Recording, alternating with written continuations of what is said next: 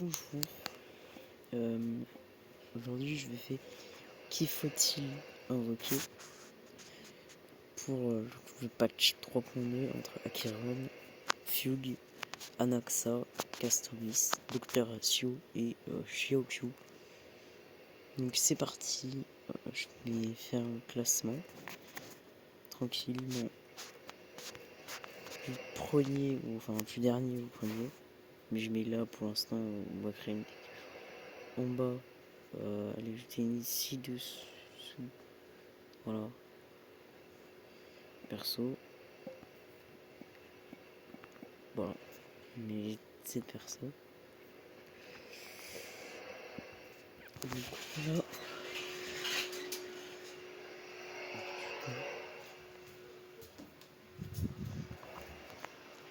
Alors, on va commencer par le dernier du classement et c'est Docteur Ratio que je voulais en top 6. Alors, je l'ai mis voilà, ici. Docteur Ratio, je l'ai mis là. Alors, le mien n'a pas monté dans la vidéo que j'ai faite. Alors, il est là.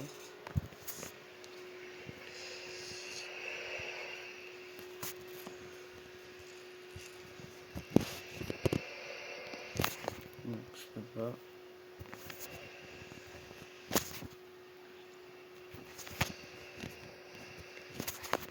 Bon, bref. Ah, c'est bon.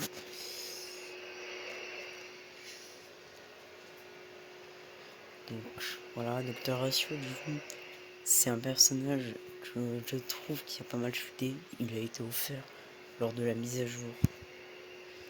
De la mise à jour 1.6 et il est vraiment en dessous du niveau DPS.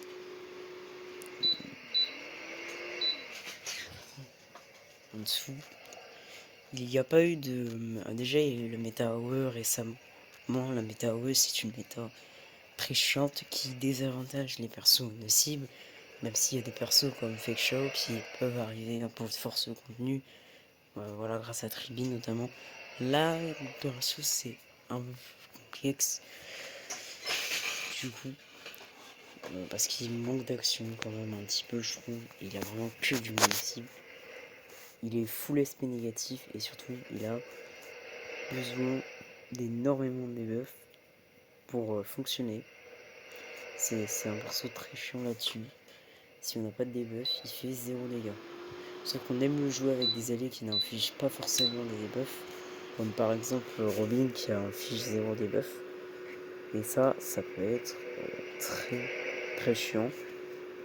Vu que quand il n'y a pas de debuff, il perd des bonus de 2 critiques, de dégâts crit, et en plus de ça, il ne lance pas à 100% son attaque dessus. En plus, c'est un perso chasse.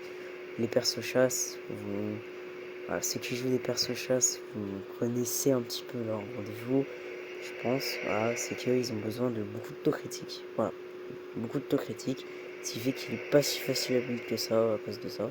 Sa meilleure team à l'heure actuelle, c'est cette team-ci, la même meilleure team que Fake Shao en fait. Du coup, on a Tribi, Robin, Aventurine, c'est vraiment la meilleure team de Dr. Ratio. Voilà. Pour moi, Dr. Ratio, c'est vraiment une alternative free-to-play à Fake Shao. Sauf que là, vu qu'il est en portail, et qu'il peut faire depuis longtemps, en fait, là, il sert vraiment à rien. Donc, si vous voulez un DPS pour la team pour le patate, vous allez chercher Fake Shao. Si vous voulez un DPS imaginaire, autant aller chercher un Midday ou je ne sais quoi. Enfin, voilà, des Midday, même une Rapa, qui sont plus puissantes que lui. Car Ratio manque vraiment de dégâts par rapport vraiment aux autres DPS. Et il s'est fait violemment pour rip par Fake Shao. Mais c'est un perso fun parce que là, Fall Up Attack c'est quand même toujours cool. Et si vous avez le trio gagnant pour Aventurine, Robin, Tribi, voilà, vous arriverez quand même à clear le contenu. Honnêtement, je l'ai mis 7ème, enfin 6ème, mais je pense que le perso que je vais mettre juste après, il y a un monde, il y a des étages où elle clear plus lentement que Docteur H.O. Mais vas-y, j'ai quand même pas trop envie de me faire... Enfin, j'ai quand même envie d'être gentil avec le prochain, la prochaine. J'ai pas envie de... Voilà, quand même de trop la boycott. Et cette prochaine, justement, bah, c'est Acheron, que je mets en top 5. Le prochain perso. Top 5, c'est Acheron. Le perso, vraiment, je le mets très bas. Et j'aurais même honnêtement pu le mettre en top 6. Parce que Acheron, c'est un perso qui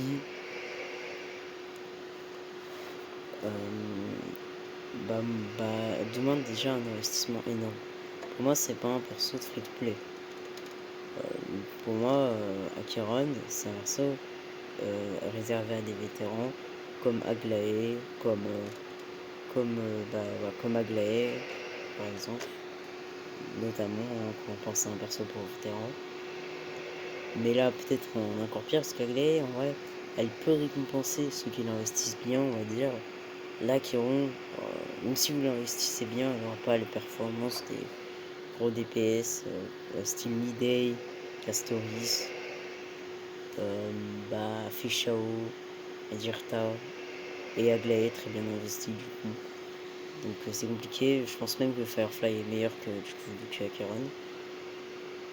Pour moi, si vous voulez jouer avec Acheron, il faut obligatoirement GeoQ. Sans GeoQ, le perso il est nul à chier, on va pas se mentir. Voilà, il est nul. Franchement, GeoQ apporte trop de DPS, c'est trop important. Voilà, elle dépend en plus de la fréquence d'action des ennemis pour avoir du coup l'ulti de GeoQ qui fonctionne et tout pour générer des stacks. Elle dépend vraiment trop de son outil. Par contre, si c'est un perso vraiment à 0, c'est pas facile. Je pense même que sur du long terme, si vous avez pas CE2, ça risque d'être compliqué de cuire le contenu. Voilà, parce que les HP font que augmenter, donc c'est compliqué.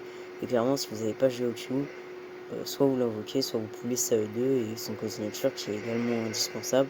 Parce que vraiment, pour moi, vraiment, le code signature et GeoQ, c'est vraiment... On doit les avoir, des trucs qu'on doit avoir pour jouer à Chiron. C'est vraiment indispensable. Pour moi, voilà. Après, j'ai réussi à faire un cycle dans le gameplay que vous avez vu là. Mais c'était l'étage 9, hein, je vous le dis. L'étage 12, je passe pas. Ma Chiron, elle est 0 à 0.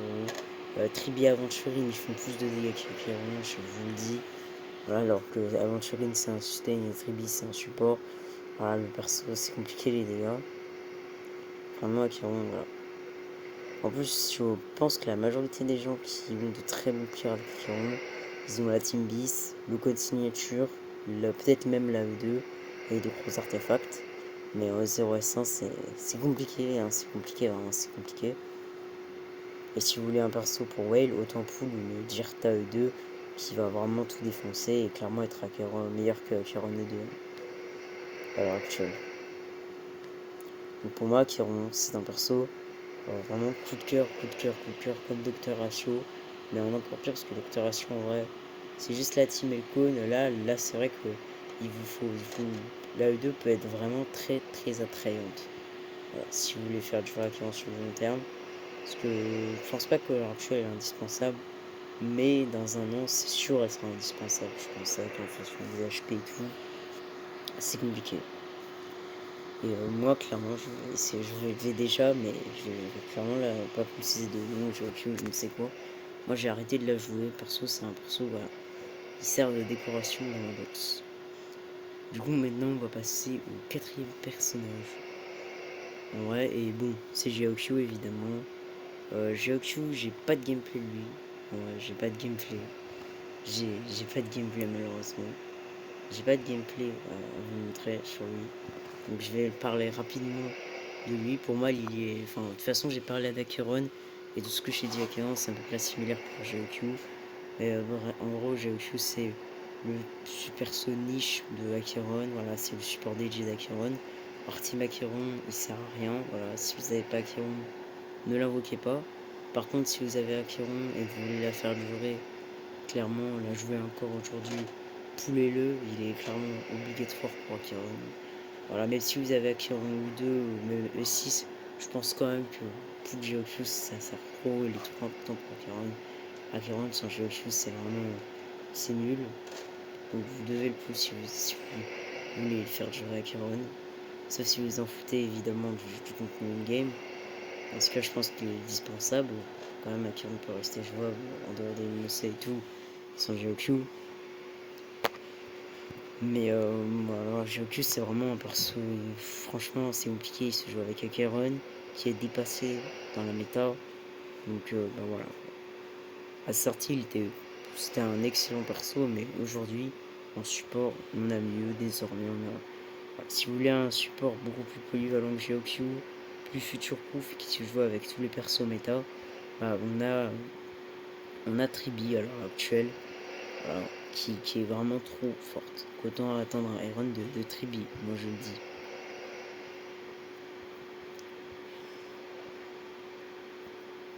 Mais voilà, Geochu c'est quatrième, j'ai pas grand chose à dire.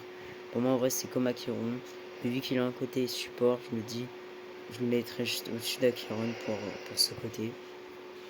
Mais en vrai les deux sont à peu près au même niveau. Ensuite je vais mettre...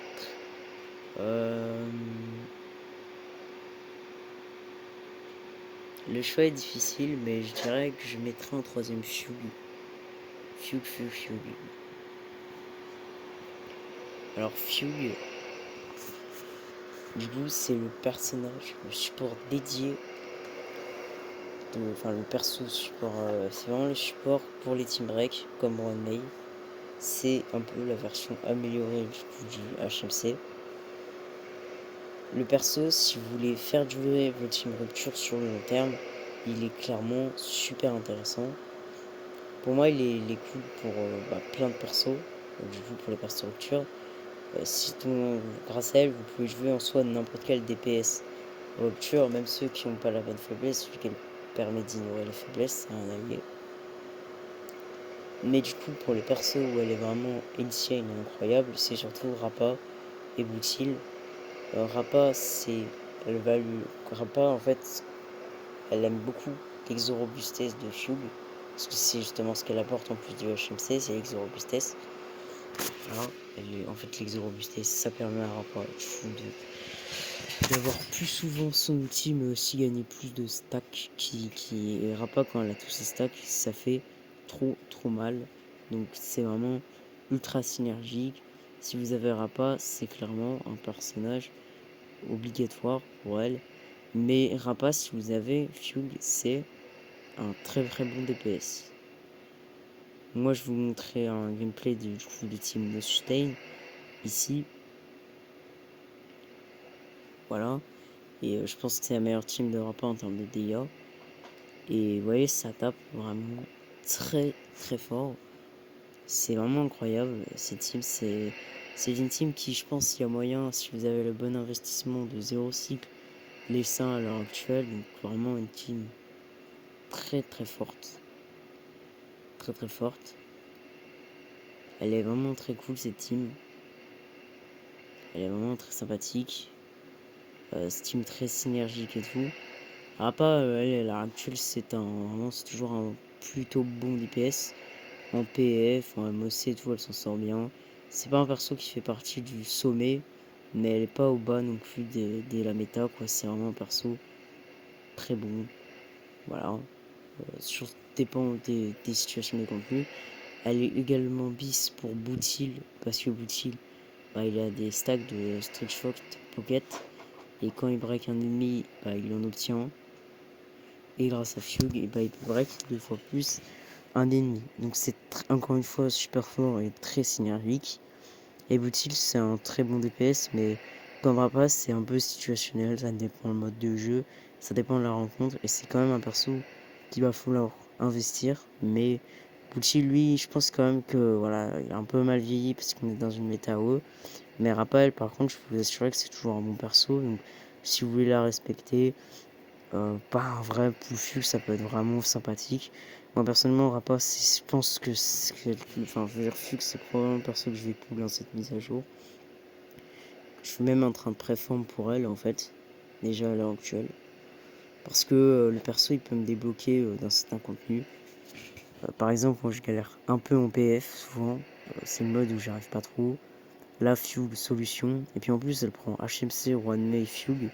Et on a Ruanmei qui est offerte dans ce patch. Donc je me dis, pourquoi pas aller full Fugue en l'occasion.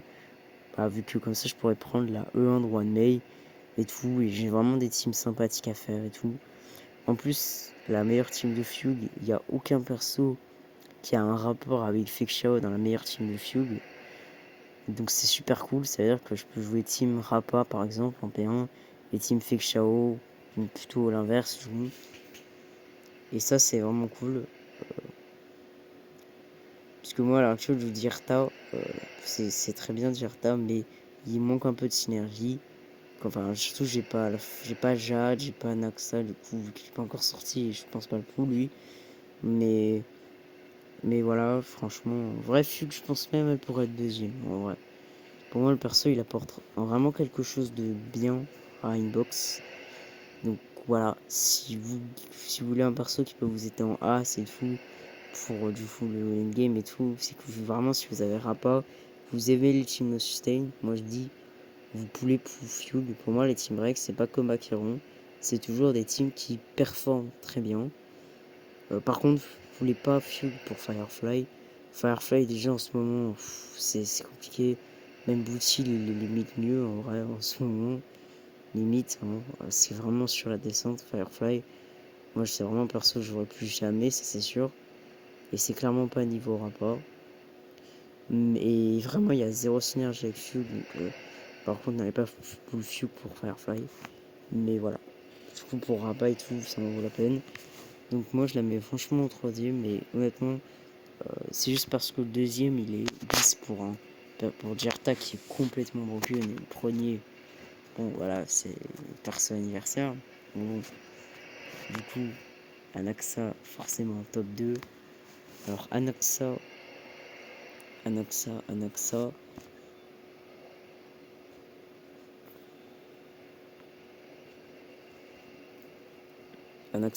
du coup, il est. Alors là, c'est Casto. Voilà, Anaxa.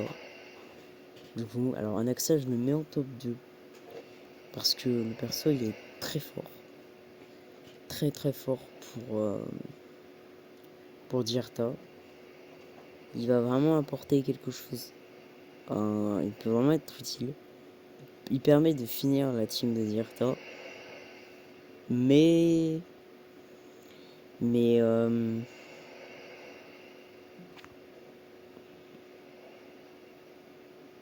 Mais.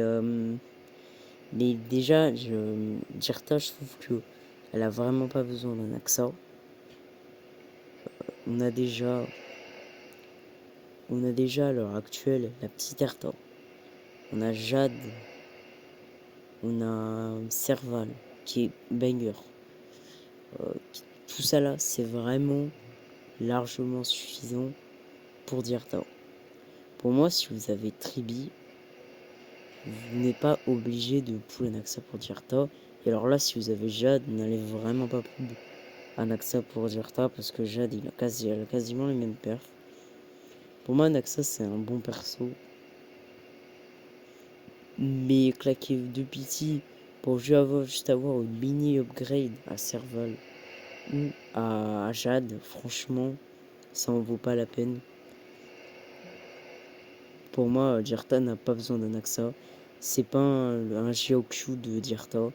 Voilà, c'est pas comme GOQ qui est indispensable pour Acheron. Là, vraiment pas. Pour Dirta, je pense que ne pas avoir un Axa, ça va pas faire une si grosse différence que ça. Moi, Dirta, un Axa, je voulais bien le pull, mais bon, je trouve que là, franchement, ouais, son quit et tout, je trouve que franchement, il y a déjà de très bonnes options pour Dirta, donc je vois pas l'intérêt de claquer plusieurs Penavo pour ça. Je préfère pull Fugue quand même, qui a un kit plus original, mais je le mets quand même devant Fugue parce que juste Dirta, c'est trop fort. Dirta, elle a la méta actuellement, c'est le meilleur DPS du jeu en vrai, pour moi, limite. Elle est super flexible, elle est free to play friendly, elle est trop fort. Donc juste parce qu'il est bis pour elle et qu'elle est complètement broken, je la mets devant Fugue. Mais franchement, je mets devant Fugue, mais en vrai, ça dépend de votre compte. Mais vas-y, quand même, Dirta, c'est trop fort. Donc je le mets, je suis quand même deuxième. Mais vous n'en avez pas vraiment besoin. De toute façon, pour moi, Il n'y a vraiment aucun perso qui est indispensable dans cette mage. Ça dépend grave de ce que vous jouez, et de vos DPS et tout. Voilà, vous pouvez largement skip toute la 3.2 en vrai. Il n'y en a aucun qui aime ce spawn. Mais du coup, à Knaxa, je l'ai mis en top 2. Et en top 1, je mets du coup Castoris, le perso anniversaire. Forcément top 1. Du coup. Castoris, je la mets en top 1, mais c'est également pas un perso que je considère comme Muspool. En vrai, c'est en fait un très très bon DPS, Castoris.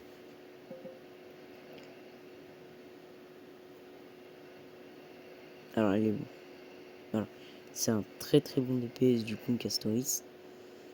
Le perso anniversaire, voilà. Mais ça reste un simple DPS. Les DPS, c'est des persos qu'il faut bien investir. Il faut vraiment bien investir. Il faut pull leur meilleur allié. Il faut potentiellement pull leur code signature. Il faut, enfin vraiment, il faut. Et surtout, ils sont power creep très très rapidement. Cristarel, c'est un jeu à power creep. Et je trouve que son kit n'est pas autant unique quand même que Dirta, par exemple. Mais je la mets quand même top 1 parce que le perso, il m'a l'air quand même très très fort. Et surtout, elle a un passif complètement broken qui permet de réanimer un allié s'il meurt. Moi, je trouve que ce passif, c'est vraiment un passif pas normal. Pour moi, il doit être supprimé.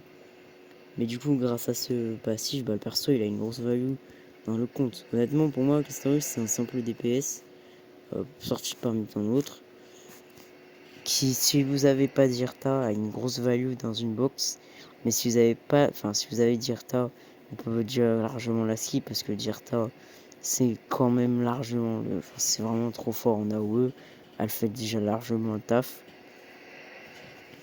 Mais si je la mets première, c'est surtout pour son passif, parce que je pense que Oyoverse sont vicieux et ils trouveront un moyen de peut-être de forcer contre certains boss à pull obligatoirement Castoris pour avoir son passif, pour ne pas crever, vu qu'il cherche sûrement un boss qui a une mécanique où il nous tue forcément une fois qu'il arrive, et donc rendant indispensable le passif de Castoris. Pour moi, c'est ça qui va sûrement se passer. Moi, je vais quand même la skip parce que je joue des teams no sustain souvent. J'essayerai de brute force le boss là qui rend les alliés là en HP. J'essaierai quand même. Grâce à la endroit de mail, ça va peut-être passer et tout. Mais c'est vrai que ça fait vraiment très peur. Et j'ai vraiment super peur du boss de la top 2. Je pense que je vais quand même passer un très mauvais moment contre lui. Et voilà. Et contre ce bot, je pense que là, le passif Castoris va être d'une grande aide. Mais je pense que si perso il avait pas ce passif déséquilibré, en vrai de vrai, j'aurais peut-être mis Anaxa et Fugue devant. Mais vas-y, vu que c'est un niveau de DPS quand même 3.x, je peux le justifier top 1. Mais c'est vraiment surtout le passif qui permet de réanimer quoi qu'il a carry. Parce que voilà, ça paraît pas si broken, mais voilà. Je trouve que c'est sûr ils trouveront un moyen de le rendre broken ce passif. Et ça fait peur parce qu'à l'avenir on aura peut-être des passifs style Fenyon, si on l'a dans notre box, il booste 30% le TC. Ou même un autre perso, je sais pas, Cypher, si on l'a dans notre box, nos persos ignorent 30% de la défense. Je sais pas quoi, Yacine, si on l'a, nos persos, enfin les ennemis, ils perdent, je sais pas, 50% de défense, je sais pas quoi. Vraiment un truc déséquilibré, complètement broken. Ça se voit ce qui va arriver. Moi là c'était un peu le coup de gueule sur le passif du Castoris, mais j'étais obligé quand même d'en parler. Mais voilà, Castoris, moi je pense clairement que le perso est très fort, mais pas de Muspool, mais je le mets quand même top 1. Donc voilà. Pour moi après, là, j'ai mis Lord, mais tous les persos sont viables si vous avez leur best team et leur code signature. Si vous n'avez pas ces conditions, alors je pense que Acheron, par contre, en 0-0, elle peut pas clear le contenu. Donc Taratio, je pense qu'en 0 et 0, il pourra quand même toujours clear le contenu pendant un long moment. Mais bon, c'est un perso chasse, donc quand même ça fait peur. GOQ, en vrai, il est viable en 0-0. Fugue, elle est très forte même en 0-0. Anaxa, il aime beaucoup son cône, mais je pense qu'il est fort en 0-0. Et Castoris, par contre, vraiment aussi, poulet son code signature. Vraiment, ce sera un must-pull. Il va être complètement broken. Donc voilà, si je le mets top 1, mais vraiment poulet son cône, c'est vraiment un must-pull. Donc voilà. En tout cas, ciao.